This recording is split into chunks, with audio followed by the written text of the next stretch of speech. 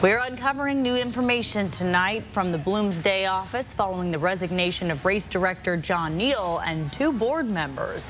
The former Bloomsday board director wrote about what he called, quote, toxic leadership within the organization. KXLY's Jordan Smith sat down with a former board member who talked about the high turnover rate at Bloomsday in the past 18 months. And why he says Neill was forced out. Jordan. Well, Gary-Markham dedicated 18 years to being a Bloomsday board member. He said after 4 to 6 weeks of new leadership under Dori Whitford, he'd had enough. 1 year later, he's speaking out about his experience and his frustration with these recent resignations. Spokane's biggest race has some of the Inland Northwest's most devoted workers working year-round to put on a show for 40,000 runners.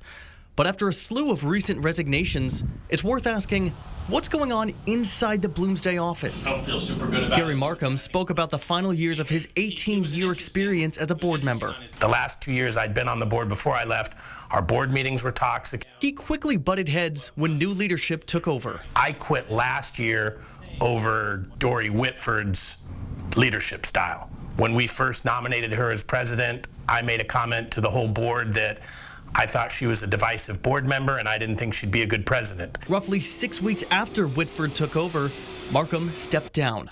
A move that was once uncommon, now becoming familiar. Tenured board members saying they've had enough. According to Markham, 4 board members, along with Jon-Neill, have stepped away from Bloomsday over the past 18 months.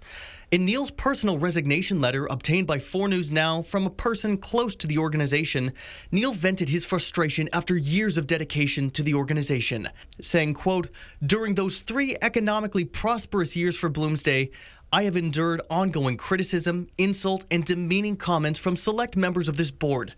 Those members have created a toxic, negative, pessimistic, and distracting workplace that remains both corrosive and demoralizing." Markham believes that Neill's removal was personal.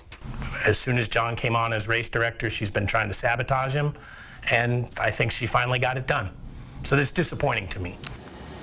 And Markham acknowledged that he hadn't been in office for over a year, but in the years he's worked with Neill, you'd be hard-pressed to find a legitimate reason as to why he would be removed from this position. And we reached out to Dori Whitford and other current board members. As of news time, we have not heard back. Aaron?